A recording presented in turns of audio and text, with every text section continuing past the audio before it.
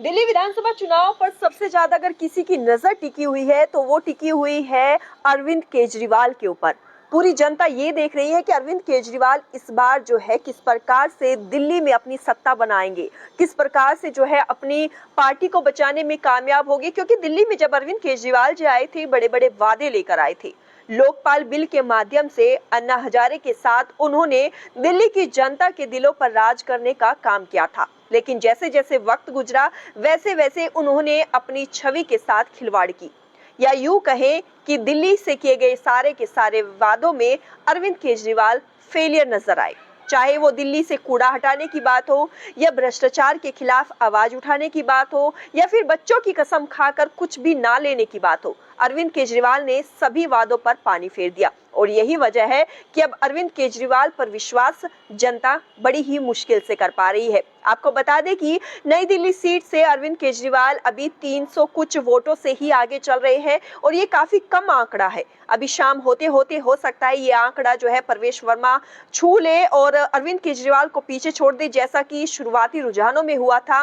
और ऐसा लगता है कि जैसे अरविंद केजरीवाल के हाथों से सिर्फ दिल्ली ही नहीं बल्कि उनकी जो सीट है, नई दिल्ली की सीट है, वो भी बड़ी मुश्किल में नजर आ रही है।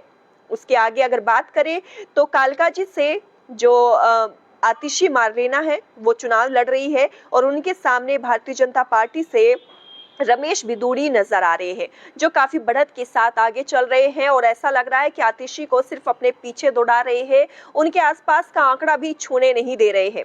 इसके अलावा अगर नरेला और रिठाला की बात करें तो यहाँ से भी बीजेपी पार्टी काफी बहुमत के साथ आगे चल रही है, और लगातार जो है आम आदमी पार्टी को पछाड़ रही है। अगर इसी प्रकार से रिजल्ट बने रहे तो दिल्ली में आम आदमी पार्टी बिल्कुल साफ हो जाएगी, और कांग्रेस पार्टी की तरह ही शायद दोबारा से अपनी सरकार बनाने में मुश्किल होगी। क्योंकि जहां जहां से बीजेपी पार्टी ने दूसरी पार्टी को साफ किया है, वहां पर दोबारा से उन्होंने किसी भी पार्टी को नहीं आने दिया है। अब कांग्रेस की ही बात कर ले तो दिल्ली में ही नहीं बल्कि पूरे भारत में उनका कब्जा था, और दिल्ली की सीट भी उनकी थी। लेकिन जैसे ही दिल्ली से साफ हुई वैसे ही पूरे भारत से कांग्रेस पार्टी धीरे धीरे साफ होती चली गई। और आम आदमी पार्टी तो अभी सिर्फ 2-3 राज्यों में ही है। पंजाब और दिल्ली की बात करें तो दिल्ली से भी शायद ऐसा लग रहा है अब आम आदमी पार्टी साफ हो जाएगी, और अगर दिल्ली से आम आदमी पार्टी साफ हो गई तो मुश्किल है कि आम आदमी पार्टी आगे भविष्य में अपना वजूद बचा पाए। क्योंकि दिल्ली जो है आम आदमी पार्टी का गढ़ है, यहीं से उन्होंने शुरुआत की थी, यहीं पर जो है धरना दिया था। लोकपाल बिल को लेकर जो है लगातार सड़कों पर उतरते नजर आए थे अरविंद केजरीवाल अन्ना हजारे के साथ। और अब ऐसा लगता है कि शायद ये सीट, ये जो दिल्ली है, ये भी अरविंद केजरीवाल के हाथों से चली जाएगी। रिठाला नरेला के साथ साथ 40 ऐसी सीट है जिस पर बीजेपी पार्टी लगातार आगे चल रही है।